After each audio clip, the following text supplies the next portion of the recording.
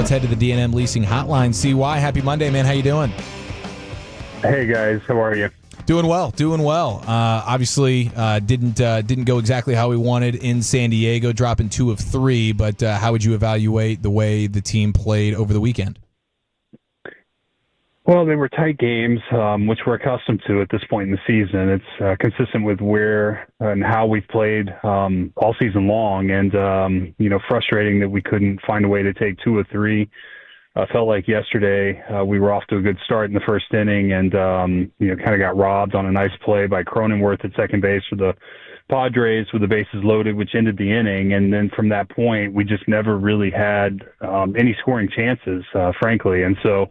It was a disappointing end to the series. Felt like Saturday night's game was a great win for us, and had a chance to build some momentum going into Anaheim and then here in Houston as well before the break. But we just couldn't find a way to push runs across yesterday, which has been a consistent theme all season. So it was a frustrating ending to the series. Today's a new day. We've got to turn the page. We've got Jacob deGrom on the mound and a chance to go beat a division rival in Anaheim. So we've got to find a way to bounce back.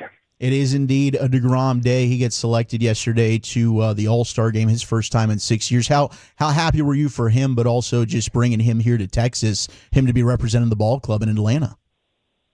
Yeah, it's just a really proud feeling, both personally and as an organization, to have Jacob representing us. He's one of the best players that's ever put on a uniform in Major League Baseball.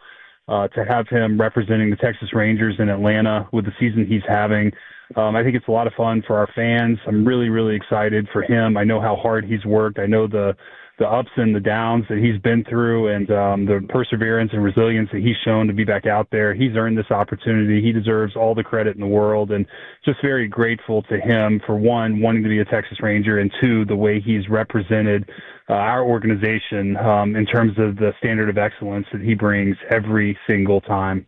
CY, the question I have for you on this, and it's just how you maybe approach things as the president of the club and stuff. But I was just wondering, when you have so much these high standards for the team, and when they don't meet that, do you find yourself, in these situations, kind of keeping things to yourself and trying to figure things out? And I know you have communications and stuff with your staff and things like that, but when you're trying to make a major decision about your club, you just really rely on yourself in a lot of ways to make that decision. And I'm kind of talking about, everybody's asking about trade deadlines and things like that. How do you navigate those types of opportunities? Well, one of the things I pride myself in terms of our front office leadership is that it's a collective effort, and I don't have all of this figured out. I don't have all the answers. At the end of the day, I am the final decision maker, along with Ray Davis, our owner. But I have to set a vision and follow that vision for the franchise. And so ultimately it comes down to me to determine the final path. But I don't make that decision in isolation. I have very, very good people around me.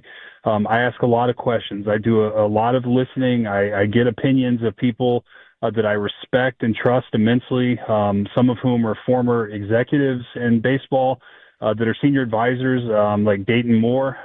Some are our special assistants, guys who have either managed or played the game at a extremely high level, including Michael Jung, Ian Kinsler, Skip Schumacher, Nick Hundley, and then our front office executive team, with obviously our GM, Ross Fenstermaker, our assistant GMs, Cole Figueroa and Josh Boyd, and our pro personnel director, Mike Parnell, and baseball operations department. I mean, I listen to everybody that we have in our executive team in the front office, and then I talk to our staff, our coaches. I think the more people you talk to, the more information. You may not agree in terms of the opinions you get, but you at least get a lot of different perspectives. And over time, you start to understand central themes that are leading to the struggles that we've had, and what we may be able to do to correct those, and what we may not be able to do to correct those right now. So I don't make these things in isolation. I do internalize the struggles, though. I mean, I'm a very competitive person. I do have high standards because I want our fans, most importantly, to have a team that they can be proud of, a team that my hope would be every year they feel like can compete for a playoff spot. And when we're not living up to that standard, it hurts me because nobody wants this team to win more. And so I feel a responsibility to our organization, all the people that put in countless hours trying to make this team good. And then, most importantly, like I said, to our fans, because our fans are everything to our success, and they deserve a winning team. And so I do internalize the struggles. I can't tell you I'm fun to be around or happy, and it rolls off my back when we lose. I really internalize it. I lose sleep, and but at the end of the day, when it comes to making decisions, I listen to those around me because one, they're a lot smarter than me, and two, I really believe in hearing diversity of opinion and ideas and thought, and ultimately we'll land in good places. But I need to hear everybody. Yeah, I was just thinking, because you've proven you have this track record of a championship, general manager, president, stuff like that. I was just wondering, when you do get a lot of opinions, do you find yourself looking at it and going, well, I just don't think that's right. I don't, and I'm going to have to make this decision. Do you find yourself, as you're listening, to say, no, this is what we have to do, and you go with that? There's no doubt at times where, I say, hey, I appreciate this line of thought. Yeah. There is some merit to it, but it's maybe not the most important aspect to our decision, or it's not the driving cause of our problems. And there are other things that I think are more valuable or important that we need to prioritize in terms of either correcting or improving.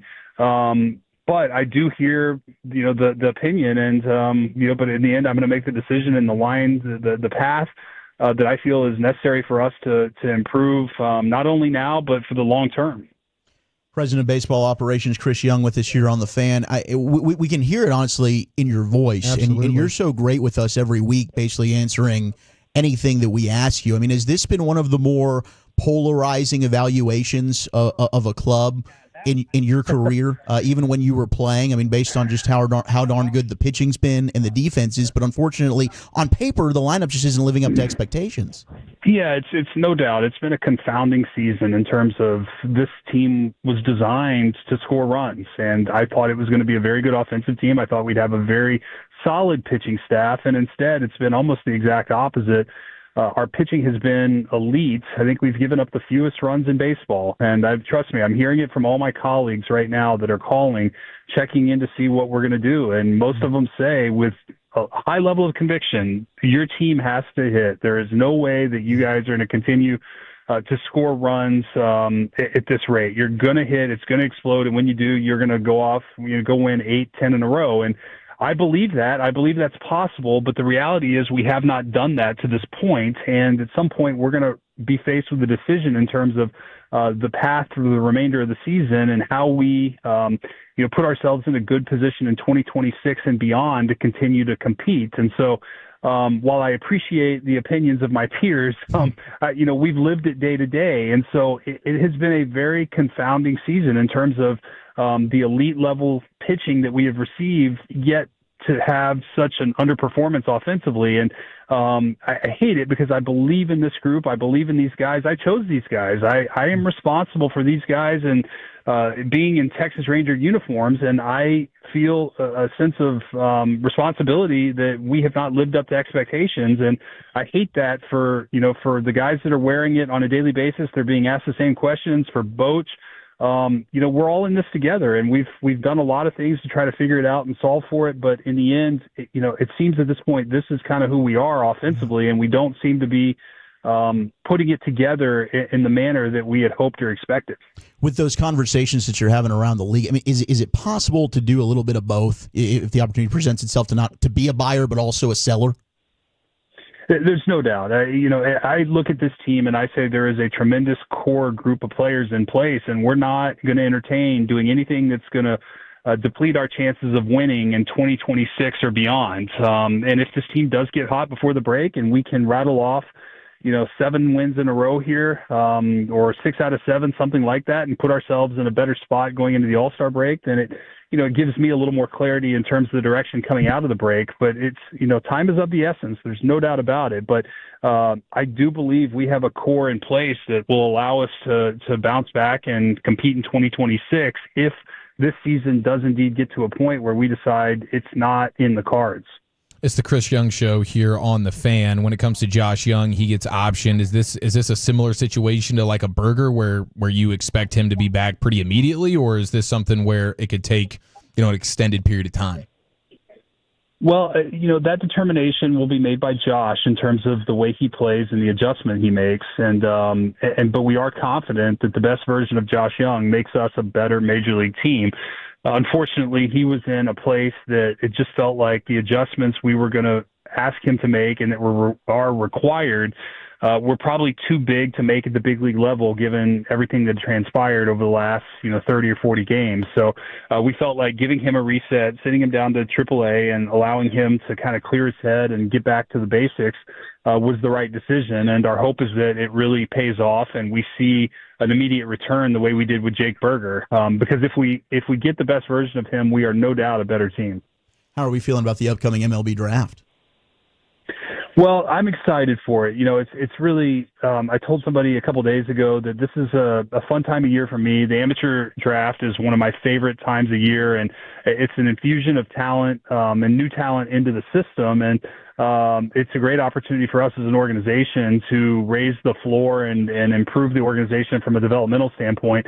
So I'm really, really excited about it. It's hard because it's backed up against the trade deadline, and with where we sit right now, I am preoccupied with the big league team and the play. So I'm multitasking, spending time on the draft, spending time with the big league team, and evaluating our player development system. But this is a great time of year, and the draft is a fun thing for our fans as well. And I am excited about it, but I also am not losing sight of kind of the challenges we face with the big league team. Chris, I know you're juggling chainsaws right now, but when you sit in those draft meetings as a former scout myself, do you ever kind of appreciate the old crusty scout guy that might be on your staff that's kind of telling that he reminds you of somebody that you might have played with or somebody that came before you, and he's trying to describe that player to you? Do you appreciate those stories?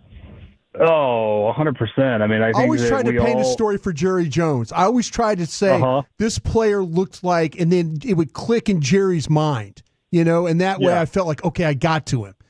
I wonder, do your scouts try and get to you by describing, because you got a great recall of players and stuff like that? There's no doubt, and I think that's the easiest thing to do is we make natural comparisons to players that we see as similar as comps. And in the end, a lot of times I appreciate those opinions and those comparisons, but in the end, we truly don't know, and we may say that, and sometimes we're wrong with those comparisons as well. So I try to take it with a grain of salt. I always say every player will carve out their own identity and path in the game. But it does give you, at least in terms of the style of play and some of the strengths that players may have, it's easy to fall back on guys that have done it or that look similar. So I think that's the important piece to it. But yes, I do think our scouts know what I value. They know that I light up when I hear things like winning attributes or winning player or a player that embodies kind of the grit, fight, determination, those kind of intangibles that I think are critically important to becoming a good Major League player. They know that I really kind of sit up in my chair when I hear those things because I think they've identified a Texas Ranger. Hey, Chris, and this is my final unfair question for you for the day, but we saw what happened with the Nationals, and that's – it just seems like odd timing.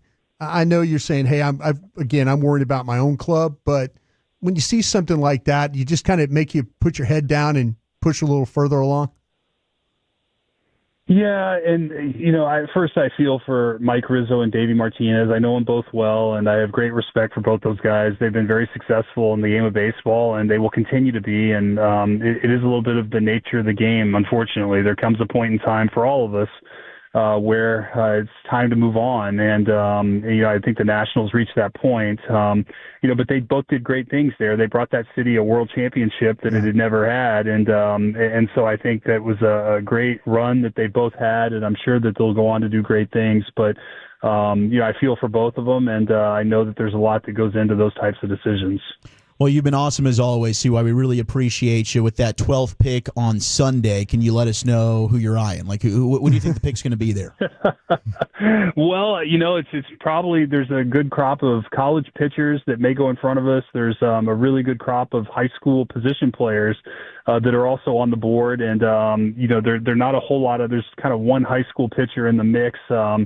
If across the industry, I think at the top 12 picks, but beyond that, I think you're looking at, and maybe a couple college position players, but it's a very good college pitching class. The high school position players are very solid. And, I know that we're going to have a good option at 12. I also know most importantly, we're well prepared for whatever comes our way and whatever strange things happen in front of us that we may not predict at this point. So we'll be prepared to pivot a number of directions depending on what transpires. It's amazing that your livelihood is tied to an 18-year-old baseball player. I say this all the time. It reminds me how little control I have in all these decisions. We're making decisions on people and predicting really who they're going to become at ages 27 to 31 and what their ultimate potential is and upside, and none of us are smart enough to know the answer, truthfully. I always say players decide that with their work ethic, their commitment, their dedication, and their intentional fortitude that will determine their success along with their talent. And then there's luck that comes into this too. But it's a beautiful thing. It's why we love sports, honestly. It's because it's not predictable, and there are a lot of things that determine outcomes well beyond just talent, which is, I think in part what we've seen this season. Well, thanks for the time, CY. We appreciate it, and good luck in Anaheim. Really quickly, and let me just say that, on behalf of the Rangers, our thoughts and prayers are with everybody impacted by the tragic flooding in Central Texas. I'm away right now with the team, but I've been following it closely. I know our team, Bruce Bochy, and players have been following it, and our hearts go out to everybody who has been impacted or lost a loved one during this terrible tragedy. So I wanted to say that today because we're certainly we're on the road, but we're thinking about everybody back home. Absolutely. Thanks, Amen boss. to that. Appreciate that. Thank you, CY. Yeah, thank you guys. Take care.